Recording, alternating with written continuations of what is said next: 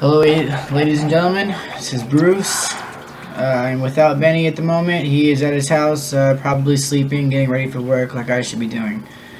But instead, I'm deviating from the plan and, like you, doing something irrational and digging deeper into the mind of normality, you know? The complex. What is a complex? Let me start with that. Let me open up with that. Really, there was no basis for this topic today. It's late at night. I already worked. I got nothing to do but talk. So, what is a complex, right? I mean, think about it. You know, you have demand and supply, cause and effect. Those things work. You know, you understand those things. It's a dualistic principle. You know, you understand those things as functioning concepts, you know. They don't have to be perpetual. They work anytime you want them to, anytime they need to be working, right? Then you have complex. And what is that? You know?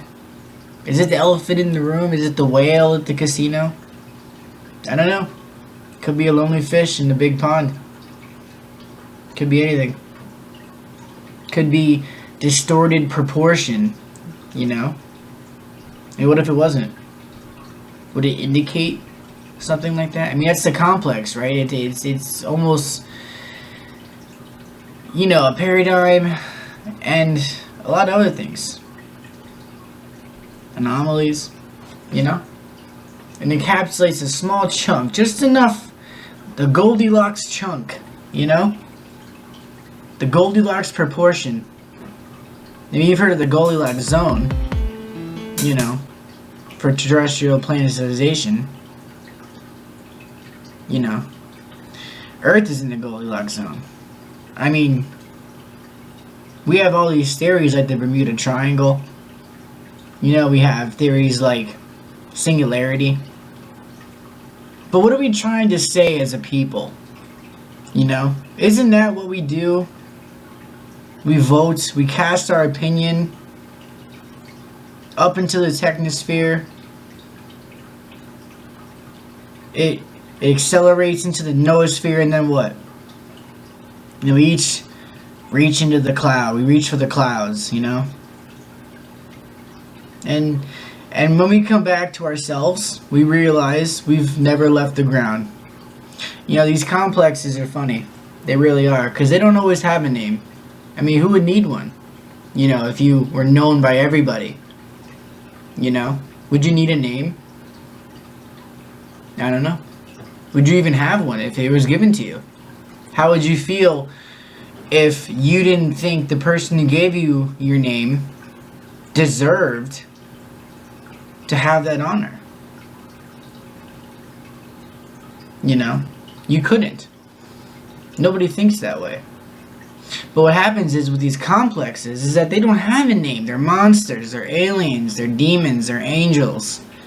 They're everything but our religious beliefs, our values, our morals, our ethic, standards.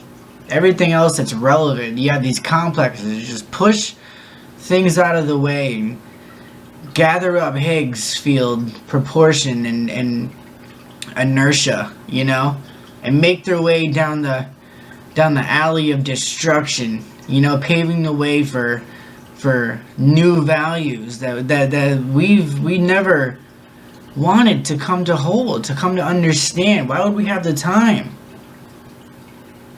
We never had the time for the complex, you know? Think about it.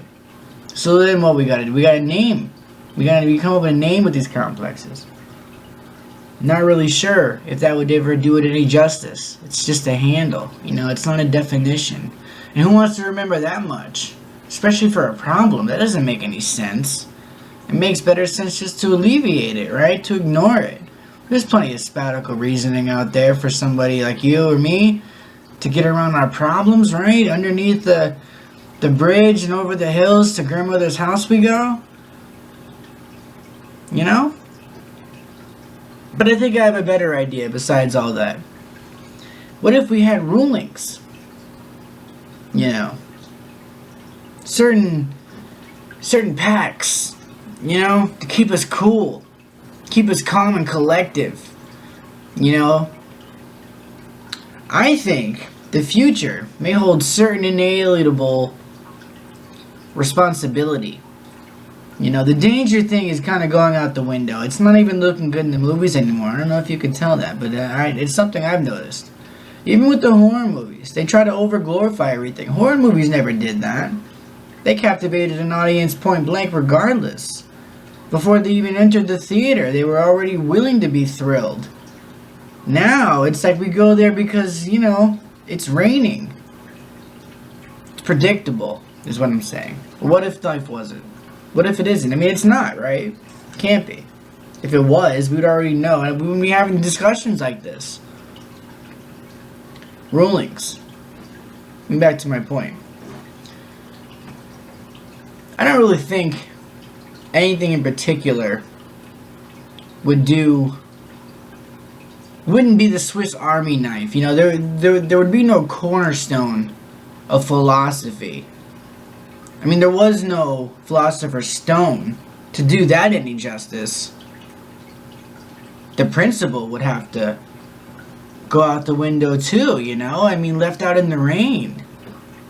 I don't know. And then it's like, well, who needs anything standardized, really? But, you know, the point of the matter is that there was a philosopher's stone. There really was. You know? Think about it. I close my hand. What do I imagine? A fist, right? I don't know. I'll leave it up to you.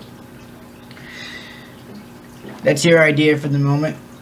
Take it for what it is. And never be without it if you don't want to be. I want everyone to have a good day. I'm leaving you with that. Take care. Until next time. Peace.